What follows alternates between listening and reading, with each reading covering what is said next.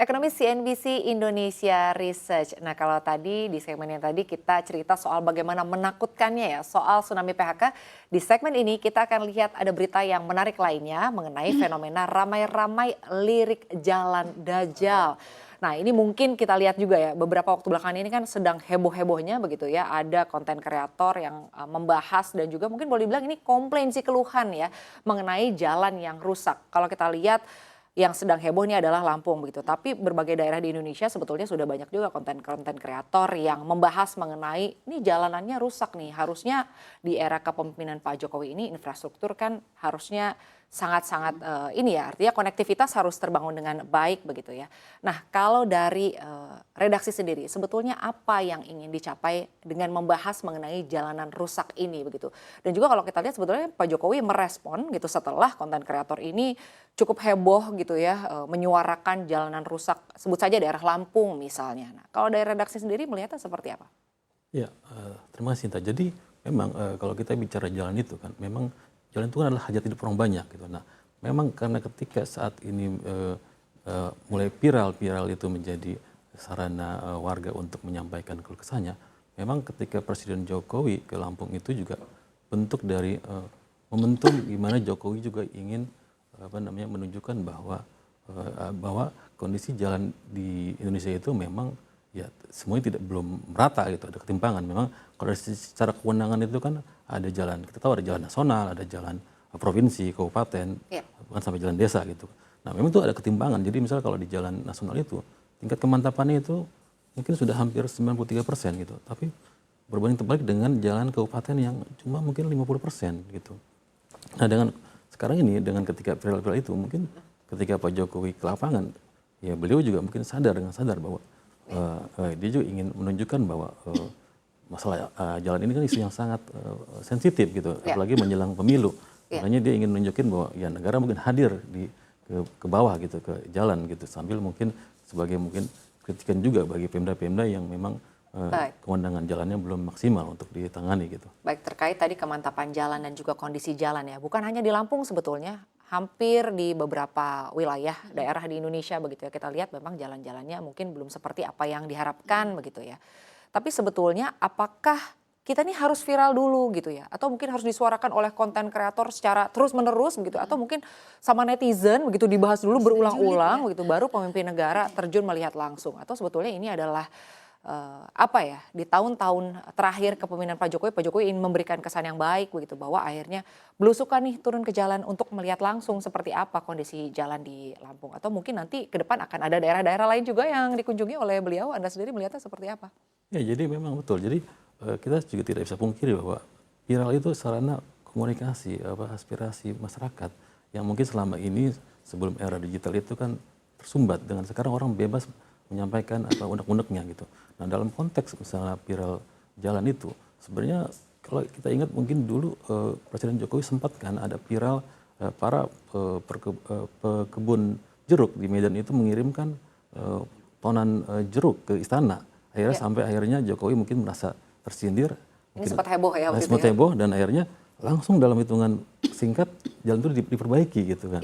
Nah, mungkin berkaca dari itulah masyarakat mungkin berkeinginan mungkin bisa menyerupai seperti itu gitu.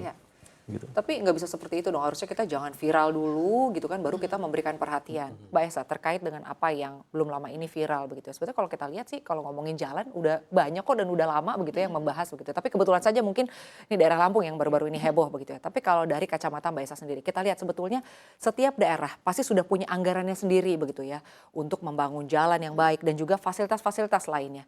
Kalau menurut Mbak Esa sendiri, bagaimana akhirnya ini pemerintah pusat nih yang mengambil alih? Memangnya anggarannya kurang atau seperti apa? Kalau melihat dari anggaran daerah ya, yang patut disesalkan adalah kecilnya belanja modal ya. Boleh belanja pegawai biasanya sangat tinggi, kemudian belanja yang lain juga barang mungkin tinggi, tapi belanja modal nih, belanja infrastruktur yang biasanya kok sangat kecil, itu yang kenapa itu ya belanja modal bisa kecil itu ya? Satu karena mungkin mereka tidak seperti, karena kita tahu ya pemimpin daerah itu kan dipilih 5 tahun sekali.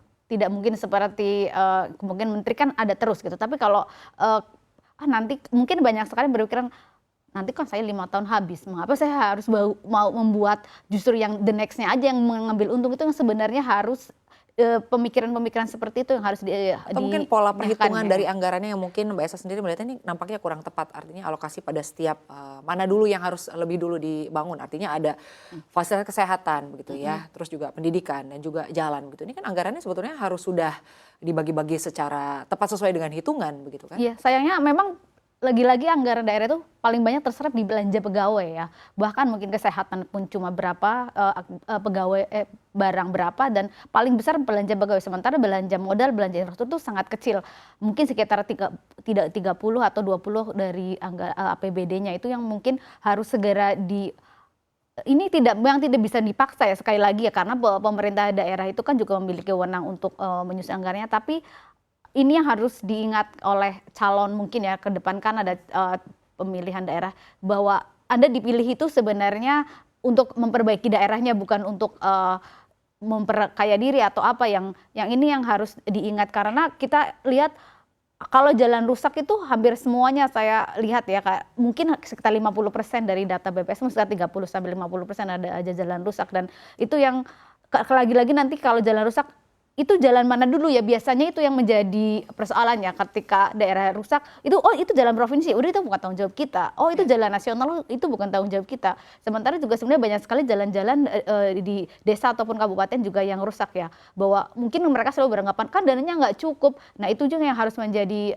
perhatian mereka, bahwa ada loh bisa relokasi mungkin yang bisa dimanfaatkan untuk meningkatkan anggaran jalan, perbaikan jalan gitu ya. Baik, artinya ke depannya ini sangat diperlukan ya pengawasan, pengaturan dari anggaran di artinya di daerah begitu ya, bagaimana belanja daerah seperti apa begitu ya.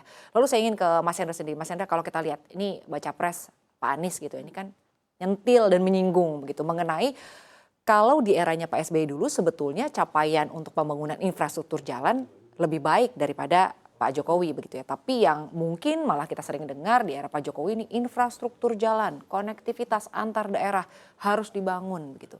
Kalau menurut Mas Hendra di sini sebetulnya kondisinya nih yang sebetulnya seperti apa sih?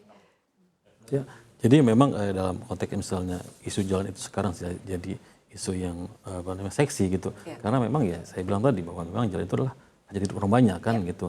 Dan apalagi sekarang menjelang pemilu, jadi sangat ya itu suatu hal yang lumrah saja ketika era demokrasi kita sekarang bebas menyampaikan pendapatnya, bahkan mungkin mengkritik gitu kan.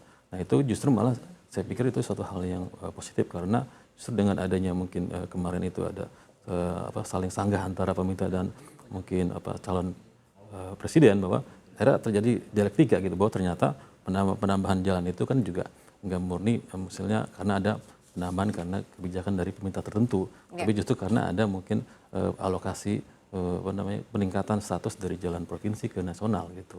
Saya juga ingin ngasih tambahan juga bahwa sebenarnya apa yang dilakukan oleh Presiden Jokowi, misalnya beliau sudah mengeluarkan Impres nomor 3 tahun 2003 soal percepatan konektivitas jalan-jalan di daerah.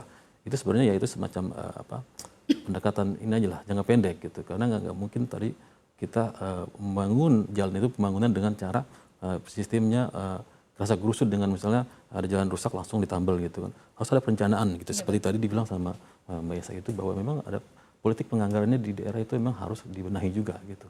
Karena jalan itu kan multi years ya, nggak mungkin 1 tahun langsung habis, tapi harus tahun ini seperti apa, tahun seperti apa, karena banyak sekali juga jalan. Dan juga ada dana untuk maintain sih sebetulnya. Itu yang preservasi itu jauh-jauh lebih mahal bahkan ya, daripada membangun jalan baru itu. Untuk perawatan dan macam-macamnya itu justru anggarannya jauh-jauh lebih mahal, itu yang harus diingat. Baik, terakhir Mbak Esa, tanggapan Mbak Esa sendiri atas kritik Pak Anies begitu, bahwa sebetulnya di era Pak SBY ini untuk pembangunan jalan malah lebih baik dan lebih banyak begitu ya dibandingkan dengan era Pak Jokowi. Lalu juga kita bandingkan dengan tren belanja begitu. Ini sebetulnya tren belanja anggaran untuk pembangunan jalan jika dibandingkan antara pada masa Pak SBY dan juga Pak Jokowi seperti apa sebetulnya? Kalau kita lihat mungkin di data di Dirmarga sendiri kan memang agak jauh meningkat sekali ya ketika era Pak Jokowi. Mungkin ketika masa Pak SBY terakhir itu sekitar ya 2014 itu sekitaran 39, kemudian di Pak Jokowi sempat 60. Memang karena Pak Jokowi itu kan misi besarnya adalah untuk memperbaiki infrastruktur ya, dan ya itu sekali lagi, tapi bahwa jalan itu kan tidak ngomong 1-2 tahun ya. Ada juga banyak jalan yang diawali oleh Pak SBY, kemudian diselesaikan Pak Jokowi, dan begitu pula nanti Pak Jokowi juga mulai dan next presiden juga akan menyelesaikannya, karena bagaimanapun kita harus melihat sumbangsi masing-masing presiden, jangan ini lebih baik, ini lebih Janji baik. harus ditepati, Mbak Esa. Begitu. Ya kan? Janji harus ditepati. Kontinuitas itu lebih penting untuk negara daripada untuk partai politik. Betul sekali. Jadi artinya apa yang sudah diberitakan oleh redaksi begitu ya, termasuk tadi soal PHK dan juga sekarang nih soal jalan raya ini menjadi perhatian dari pemerintah ya. Kami bukan hanya sekedar menyajikan data dan juga fakta atau mungkin juga kabar terkini ya mengenai apa yang sebetulnya sedang terjadi, tapi semoga pemerintah juga segera mengambil perhatian begitu ya, langkah konkret mencarikan solusi bagi semua permasalahan yang sebetulnya ada. Terima kasih banyak Mas Wendra dan juga Mbak Esa sudah bergabung bersama kami di studio CNBC hari ini, sudah berbagi insight-nya dan juga berdiskusi bersama kita. Salam sehat dan sukses selalu untuk Anda.